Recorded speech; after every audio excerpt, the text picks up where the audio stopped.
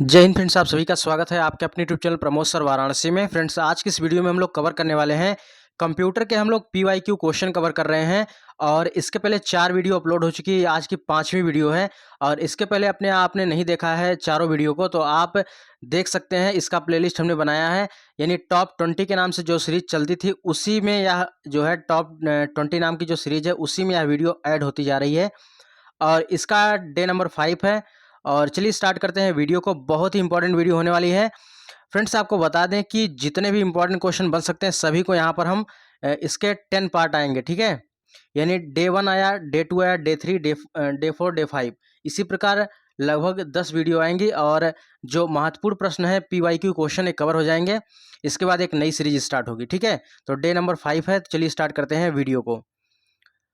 चलिए यहाँ पर सबसे पहले क्वेश्चन की तरफ मूव करते हैं। सबसे पहला क्वेश्चन है, कंप्यूटर एवं सूचना प्रौद्योगिकी से क्वेश्चन लिया गया है। सबसे पहला क्वेश्चन है कि यहाँ पर दिया है कौन सी सोशल मीडिया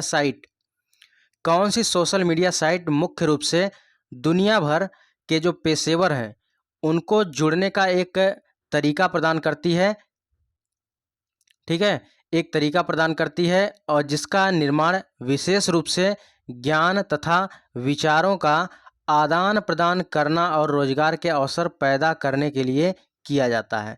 तो भैया किसका किया जाता है? Facebook, LinkedIn, Instagram, WhatsApp. तो इनमें से कौन सा राइट आंसर होगा? देखिए, आप इसको रियल टेस्ट मान के सॉल्व करिए और वीडियो को पॉज कर दीजिए। लास्ट में आप बताइए कमेंट बॉक्स में कि आपके कितने क्वेश्चन सही हुए। जो सबसे पहले यहाँ पर बताएगा उसके कमेंट को हम पिन कर देंगे। तो यहाँ पर सबसे पहले क्वेश्चन का आंसर है यहाँ पर लिंक्डइन। यानी लिंक्डइन के द्वारा एक ऐसा सोशल मीडिया साइट है जो मुख्य रूप से दुनिया भर के जितने भी पेशेवर हैं उनसे जुड़ने का एक तरीका प्रदान करती है, जिसका निर्माण विशेष रूप से ज्ञान के लिए तथा विचारों का आदान प्रदान करने और रोजगार के अवसर पैदा करने के लिए किया जाता है। ऑप्शन नंबर सी हो जाएगा, लिंक्डइन। चलिए नेक्स्ट क्वेश्चन पे चलते हैं। अगला क्वेश्चन है, कह रहा है कि निम्नलिखित में से कौन सा एक उपाय नहीं है जिससे एक वायरस आपके कंप्यूटर को संक्रमित कर सकता है। यानी उस ऑप्शन को आपको पिक करना है जिसके माध्यम से कंप्यूटर में वायरस नहीं पहुंच सकता है। सबसे पहला ऑप्शन दिया गया है कि अन्य उपयोगकर्ताओं यानी अन्य यूजर्स के साथ संगीत, फाइल्स या छवियां साझा करना। तो भाई निश्चित रूप से इसके द्वारा तो वायरस फैलता है। तीसरा यहाँ पर दिया है स्पैम ईमेल या ईमेल संलग्नक के द्वारा खोलने पर। बिल्कुल इससे भी वायरस फैलता है, ठीक है। इससे भी वायरस जो है कंप्यूटर में वायरस आने की पूरी संभावना रहती है। चौथा है यहाँ पर निःशुल्क गेम, यानी जो फ्री गेम्स होते हैं, टूल बार्स होते हैं, मीडिया प्लेयर्स और अन्य जो सिस्टम होते हैं उसको डाउनलोड करने पर भी वायरस आने की पूरी संभावना रहती है। लेकिन पीडीएफ फाइल्स बनाने में यहाँ पर वायरस आने की कोई संभावना नहीं रहती है। तो राइट आंसर क्या होगा? 67 का बी हो जाएगा, पीडीएफ यानी पोर्टेबल डॉक्यूमेंट फॉर्मेट जो है, इसके फाइल्स बनाने पर यहाँ पर कोई भी वायरस आपके कंप्यूटर को संक्रमित नहीं कर सकता है। ऑप्शन नंबर बी बिल्कुल सही हो जाएगा। अगले क्वेश्चन की तरफ मूव करते हैं। अगला क्वेश्चन है, वेब विकास में एक प्रकार का वेब अनुप्रयोग यानी एप्लीकेशन है जो सिंगल ग्राफिकल इंटरफेस, इसको याद रखिएगा, सिंगल ग्राफिकल इंटरफेस में प्रदर्शित एकल नवीन सेवा को सृजन करने के लिए बहु सेवाओं को संयोजित करता है। तो इसका राइट आंसर क्या हो जाएगा? इसका राइट आंसर हो जाएगा मैशअप। क्या है भैया? मैशअप हो जाएगा।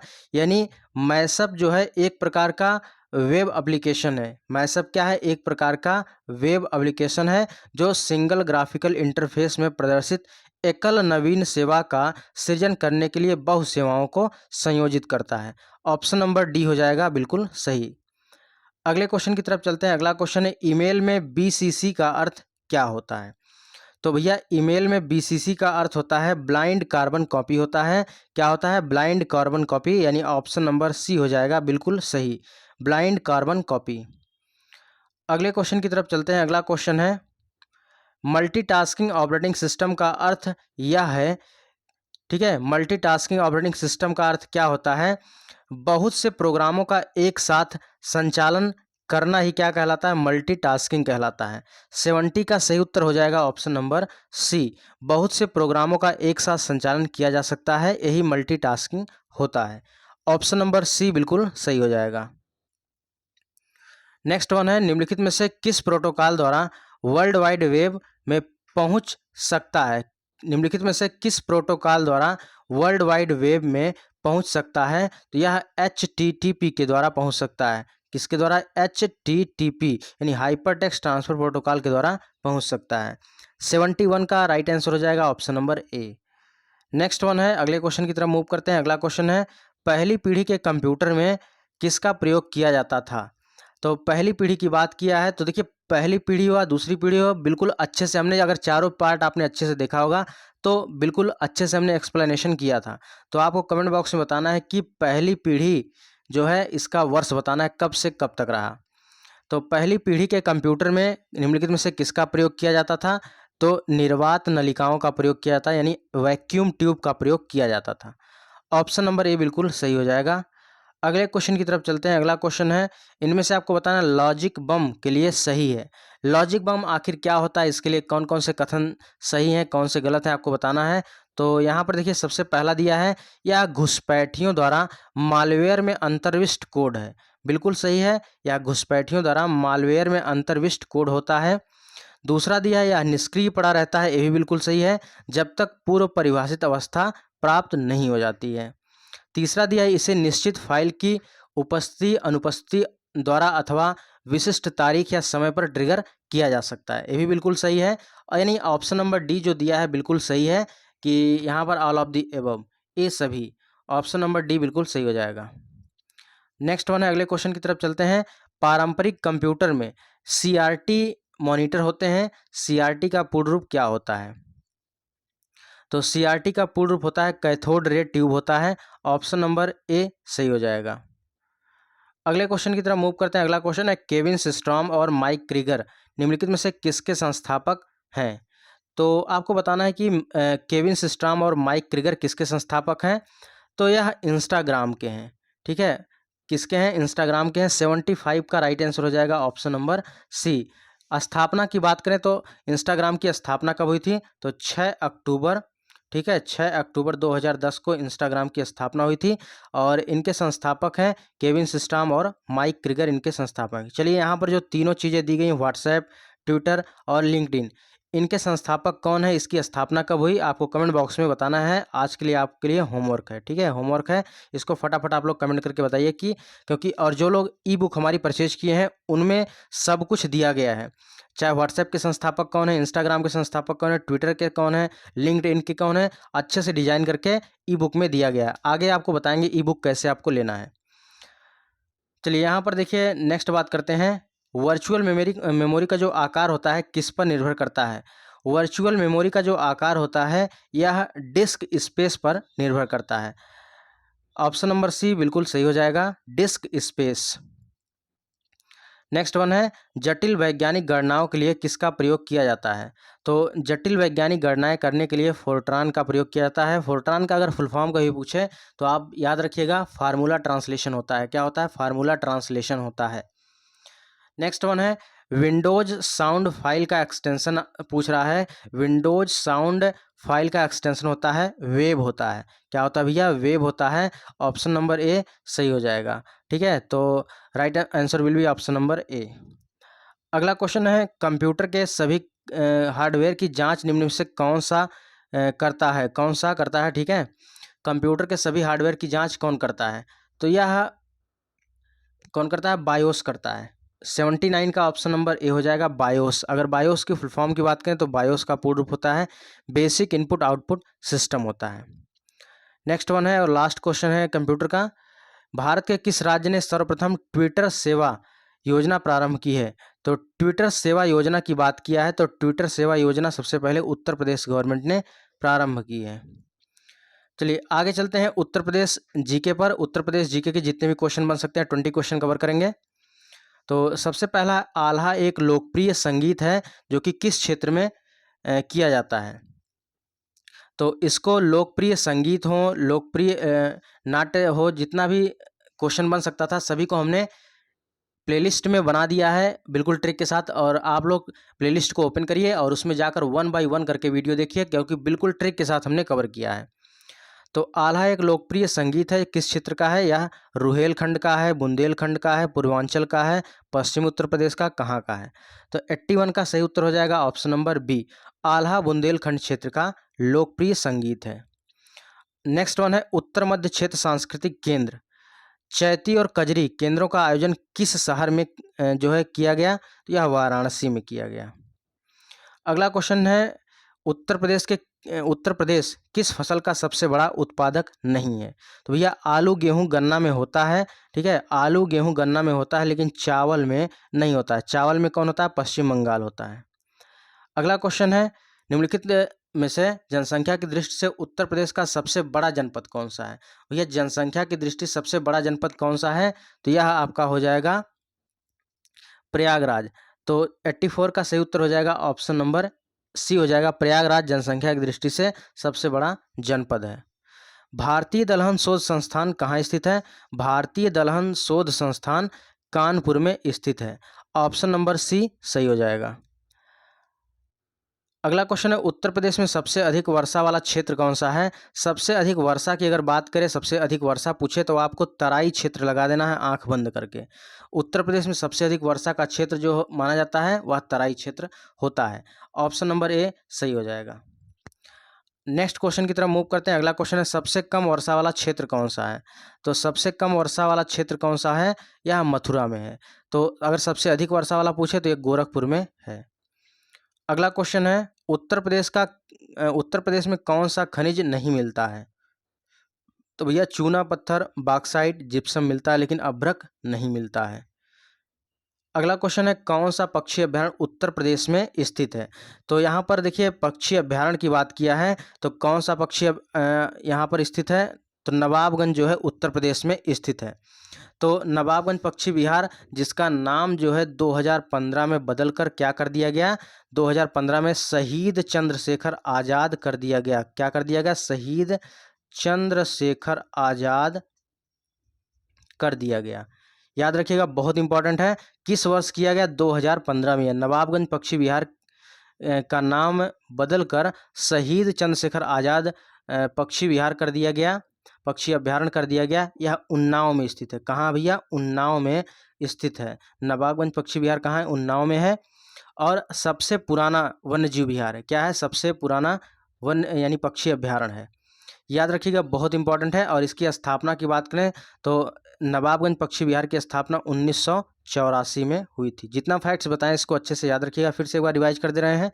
पूछा है कौन सा पक्षी अभ्यारण्य उत्तर प्रदेश में है? तो नवाबगंज पक्षी विहार उत्तर प्रदेश में है। अगर बात करें नवाबगंज पक्षी विहार का नया नाम 2015 में क्या कर दिया गया?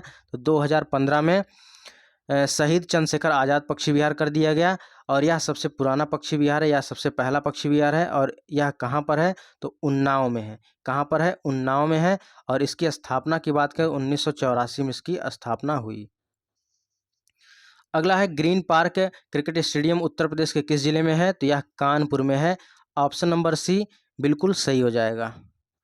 अगला क्वेश्चन है फरवरी 2023 में इलाहाबाद हाई कोर्ट, देखिए यहाँ तो 23 का है, लेकिन वर्तमान की अगर बात करें तो इलाहाबाद हाई कोर्ट, ठीक है, इलाहाबाद हाई कोर्ट के वर्तमान में मुख्य न्यायाधीश कौन है? तो अरुण भंसाली हैं। कौन है भैया? अरुण भंसाली हैं, याद रखिएगा। और किस क्रम के हैं? याद रखिएगा 51 नंबर के हैं, ठीक है, 51, ठीक है, 51, ठीक है, 51 नंबर के हैं अरुण भंसाली। इलाहाबाद हाई कोर्ट के मुख्य न्यायाधीश कौन है? अरुण भंसाली हैं। किस नंबर के हैं? 51 नंबर के हैं। और इलाहाबाद हाई कोर्ट की अगर स्थापना की बात करें तो इलाहाबाद हाई कोर्ट की स्थापना 1866 में हुई थी। डेट याद रखिएगा। और जजों की संख्या की बात करें, जजों की संख्या 160 है। इलाहाबाद हाई कोर्ट को दुनिया का सबसे बड़ा उच्च न्यायालय माना जाता है। और इसमें न्यायाधीशों की कुल संख्या 160 है। इलाहाबाद हाई कोर्ट के अगर प्रथम न्यायाधीश की बात करें तो वाल्टर मॉर्गन है। कौन है? वाल्टर मॉर्गन है। और आज़ाद भारत के प्रथम न्यायाधीश की बात करें तो विधु भूषण मलिक हैं। कौन है? विधु भूषण मलिक हैं। और इलाहाबाद हाई कोर्ट के प्रथम भारतीय न्यायाधीश की अगर बात करें तो शाह मोहम्मद सुलेमानी है। कौन है? शाह मोहम्मद सुलेमानी। जितना फैक्ट्स बताएं इसको याद रखिएगा, फिर से एक बार रिवाइज करा दे रहे हैं ताकि आपके दिमाग में लंबे टाइम तक रहे। बात है इलाहाबाद हाई कोर्ट की, तो इलाहाबाद हाई कोर्ट के वर्तमान में मुख्य न्यायाधीश कौन है? तो मुख्य न्यायाधीश अरुण भंसाली हैं। कौन है भैया? अरुण भंसाली हैं। किस क्रम के हैं? तो 51 नंबर के हैं। ठीक है, 51 नंबर के हैं। और इलाहाबाद हाई कोर्ट की स्थापना की बात करें, स्थापना 1866 में हुई। और इसमें जजों की संख्या की बात करें, जजों की संख्या 160 है। दुनिया का सबसे बड़ा न्यायालय कौन सा है? इलाहाबाद हाई कोर्ट है। इलाहाबाद हाई कोर्ट के प्रथम न्यायाधीश कौन है? वाल्टर मॉर्गन है। इलाहाबाद हाई कोर्ट के प्रथम भारतीय न्यायाधीश की बात करें तो शाह मोहम्मद सुलेमानी है। और आज़ाद भारत के प्रथम न्यायाधीश की बात करें तो विधु भूषण मलिक हैं। इतना पॉइंट याद रखिएगा। अगला क्वेश्चन है, उत्तर प्रदेश राज्य पर्यटन विकास निगम लिमिटेड की स्थापना कब की गई थी? तो यहाँ पर 1974 में की गई थी। ठीक है, 1974 में की गई थी। देखिए, विकास निगम, और बहुत ज़्यादा कमेंट आ रहा था कि यहाँ पर सन को कैसे याद करें, तो यहाँ पर सन के लिए एक अलग से वीडियो लेकर आएंगे। चाहे उत्तर प्रदेश के जितने भी संगठन हैं, जितने भी विश्वविद्यालय हैं, या जितने भी विकास निगम है, पर्यटन विकास निगम है, कैसे इसको ट्रिक के साथ याद करें, बिल्कुल ट्रिक से इसको करवा देंगे। चाहे 50-60 क्वेश्चन करवा देंगे। जो इम्पोर्टेंट है उनका हम डेट याद करने का तरीका बता देंगे, और वैसे आप याद कर सकते हैं। ठीक है, जैसे यहाँ पर देख लीजिए, इसको ट्रिक के साथ कैसे याद कर सकते हैं।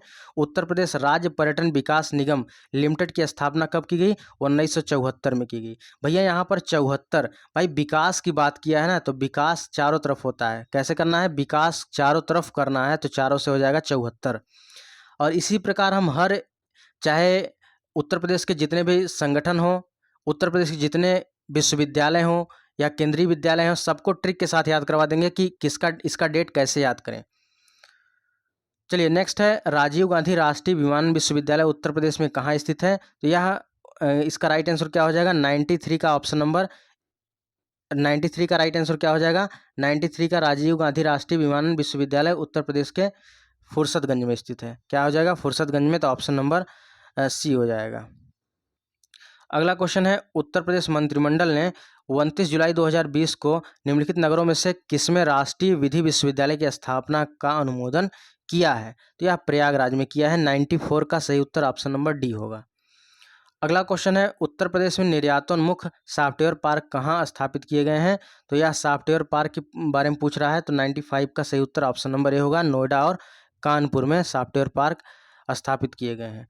अगला क्वेश्चन है, उत्तर प्रदेश के कानपुर और लखनऊ में जनगणना वर्ष में 10 लाखीय नगर कब बने?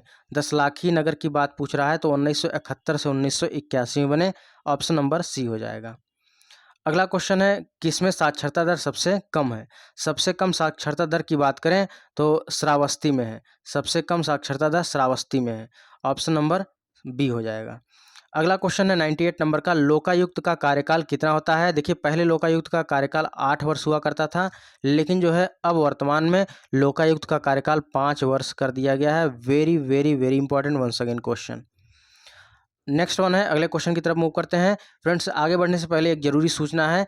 यहाँ पर कंप्यूटर की ई बुक के रेफरेंस में, और आप junior assistant, stenographer, VPO, forest guard, ETO, x ray technician, AGTA आदि परीक्षाओं की तैयारी कर रहे हैं, और सभी जगह कंप्यूटर अनिवार्य कर दिया गया है। इसी को देखते हुए कंप्यूटर की नई ई बुक तैयार की गई है, बिल्कुल हैंड रिटन नोट्स में है, और हर एक टॉपिक को अच्छे से डिजाइन किया गया है, और हर एक टॉपिक के बाद PYQ क्वेश्चन रखा गया है, और लास्ट में जितने आज तक प्रश्न बने हैं सभी क्वेश्चन को यहाँ पर समाहित किया गया है MCQ टाइप के क्वेश्चन के रूप में। तो आज इस बुक को लेकर अपनी तैयारी स्टार्ट कर दीजिए और अपनी एक सीट सुनिश्चित करिए, और यह बुक आपके लिए 100% वरदान साबित होने वाली है।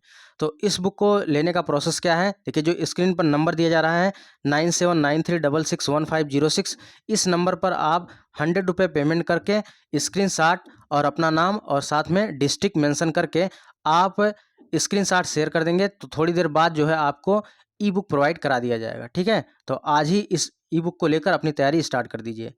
आगे चलते हैं अगले क्वेश्चन की तरफ, और अगला क्वेश्चन है, जैन तीर्थंकर पार्श्वनाथ निम्नलिखित में से किससे जो है मुख्यतः कहाँ से संबंधित हैं? तो पार्श्वनाथ वाराणसी से संबंधित है। ऑप्शन नंबर ए हो जाएगा।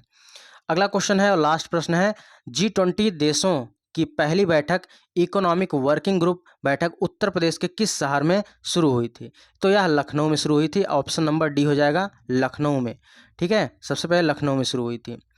और फ्रेंड्स ये रहे आज के क्वेश्चन, और इसका देखिए नीचे आपको आंसर की भी मिल जाएगा। तो अगर इसका पीडीएफ लेना चाहते हैं तो वीडियो के डिस्क्रिप्शन बॉक्स में टेलीग्राम का लिंक दिया गया, टेलीग्राम को ज्वाइन कर लीजिए और इसका पीडीएफ वहीं पर आपको मिल जाएगा और अच्छे से आप रिवाइज भी कर सकते हैं। ठीक है फ्रेंड्स, तो यहाँ पर जो हमने बताया कि आज ही आप इस बुक को लेकर अपनी तैयारी स्टार्ट कर दीजिए, अभी भी आपके पास समय है और बेहतर ढंग से इसको आप 2-3 बार अच्छे से रिवाइज करके जाते हैं तो निश्चित रूप से आपको इससे बाहर क्वेश्चन देखने को नहीं मिलेगा। ठीक है, तो फ्रेंड्स ये रही आज की वीडियो, और अगर वीडियो अच्छी लगी तो वीडियो को लाइक कर दीजिए और चैनल पर अगर पहली बार आए चैनल को सब्सक्राइब कर लीजिएगा। मिलते हैं नेक्स्ट वीडियो में, तब तक के लिए जय हिंद, वंदे मातरम, खुश रहिए, मस्त रहिए और पढ़ाई करते रहिए क्योंकि पढ़ाई करना बहुत ही जरूरी है।